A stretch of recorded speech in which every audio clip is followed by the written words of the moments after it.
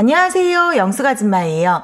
코로나19 장기화에 따라 위기 생계에 직면한 취약계층을 위한 긴급복지 제도를 올해 12월 말까지 연장한다고 보도가 났는데요. 긴급복지 혜택은 최대 300만 원까지 지원을 받을 수 있고 이미 지원받은 가구도 동일한 위기 사유인 경우 1년 이내 추가 지원을 받을 수 있어요. 생계비는 가구 원수에 따라 30만 원부터 최대 100만 원까지 지원을 해주고 주거비 및 의료비는 가구 원수 구분 없이 최대 100만 원, 그리고 교육비 및 연료비, 전기요금 등도 지원을 받을 수 있으세요. 코로나19에 이어 올 여름 폭염까지 이중고를 겪고 있는 폭염 취약계층도 지원을 할 예정이라고 해요. 긴급복지 조건이 나에게 맞는지 확인 후 조건이 맞으면 발빠르게 신청하세요. 그럼 어떤 부분이 기준 완화가 되었고 자격 조건은 어떻게 되는지 알아볼게요. 영상 보시기 전 구독과 좋아요 부탁드려요. 저에게 큰 힘이 됩니다. 2021년 하반기 예산안에 긴급복지제도 지원 대상을 확대해 11만 5천 가구에게 긴급복지 지원이 이루어지는데요. 긴급복지 조건이 굉장히 까다로워 신청을 해도 매번 혜택을 못 보시는 분들은 혜택을 못 보고 혜택을 보는 사람은 연이어 지속적으로 혜택을 보더라고요. 그런데 이번 제2추경에 완화된 긴급복지 제도를 12월 말까지 연장해 주어 더 많은 분들이 혜택을 보실 수 있게 되었어요. 긴급복지 제도는 코로나19로 인해 갑자기 생긴 정책은 아니고요. 코로나19로 인해 어려움을 겪고 있는 분들이 많아져 많은 분들이 귀에 익숙한 제도로 돼버렸어요. 완화되기 전 긴급복지 제도는 말 그대로 정말 생계에 위험이 처했을 경우에 도움을 받을 수 있었는데요. 12월 말까지는 코로나19로 인한 폐업이나 실직 등에 한해서도 지원을 해주고 있어요. 긴급복지 제도는 법과 제도의 한계를 동주민센터에서 저소득층에게 다리 역할을 해주어 공적 지원을 받을 수 있게 하는 부분인데 많은 분들이 신청을 하러 가도 주민센터에서 모른다고 하시는 분들이 많은 것 같아요. 정말 몰라서 모른다고 하는 건지 아니면 조건이 안 맞아서 그런 건지 모르겠는데 조건이 안 맞으면 이유를 알려주고 조건에 맞춰서 다시 신청하라고 해야 할 텐데 그런 부분이 많이 미흡한 것 같아요.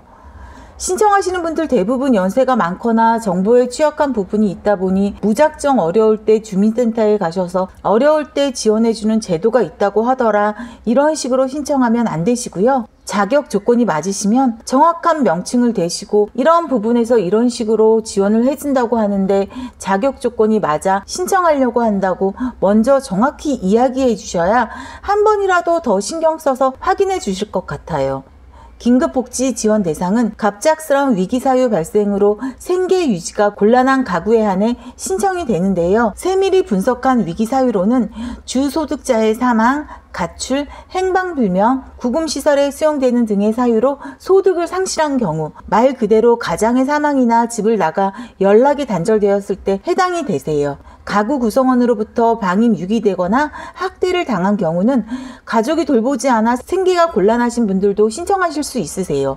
가정폭력을 당하여 가구 구성원과 함께 원만한 가정생활이 곤란하거나 가구 구성원으로부터 성폭력을 당한 경우, 화재 등으로 인해 거주하는 주택 또는 건물에서 생계가 곤란한 경우, 주소득자 또는 부소득자의 실직으로 소득을 상실한 경우 이 부분도 많이 완화가 되었는데요. 코로나19로 인해 폐업 또는 실직으로 인해 수입이 없으신 분들도 신청이 가능하세요. 하지만 재산 기준이나 금융 기준, 조건이 맞아야 긴급복지 제도를 받으실 수 있으세요.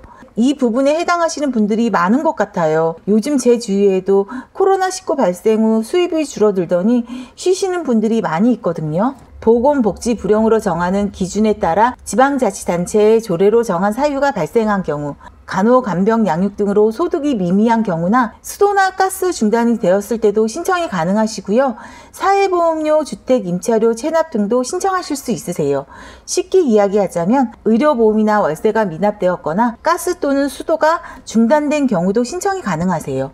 그 밖에 보건복지부 장관이 정하는 고시하는 사유에 한해서 신청이 가능하세요. 보건복지부 장관이 정한 고시 사유로는 주소득자와의 이혼, 그러니까 이혼한 가정에 해당 조건이 맞으시면 신청하실 수 있으세요. 단전될 때 교정시설 출소자의 생계곤란 또는 가족으로부터 방임, 유기 또는 생계곤란 등으로 노숙을 하는 경우, 그리고 사각지대 통합사례관리 대상자 또는 자살 고위험군으로 생계가 어렵거나 추천을 받은 경우도 긴급복지 혜택을 받으실 수 있으세요.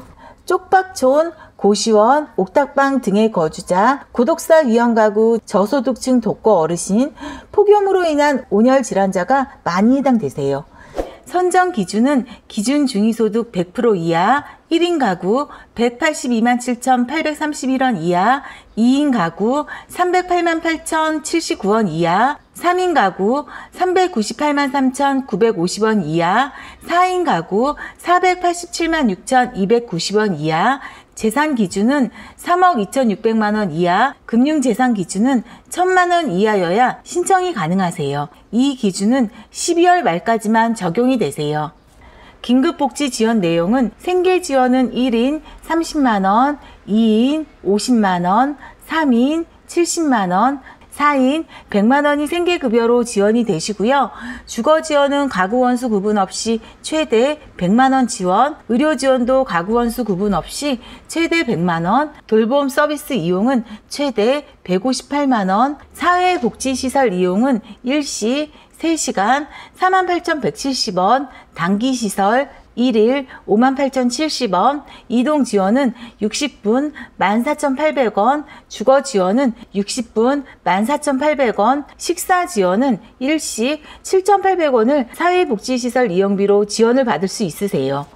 교육지원은 초등학생 21만 6천원, 중학생 35만 2,700원, 고등학생 43만 2,200원 및 수업료와 입학금이 지원되세요. 그 밖의 지원으로는 연료비 9만 8천원, 해산비 70만원, 장제비 80만원, 전기요금 50만원을 지원받을 수 있으세요.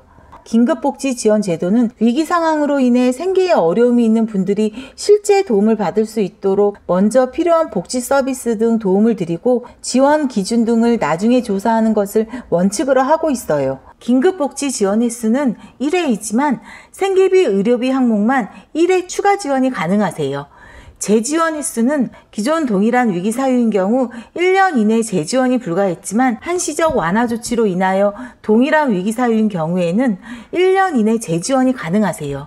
단 3개월 이내에는 재지원이 불가하세요.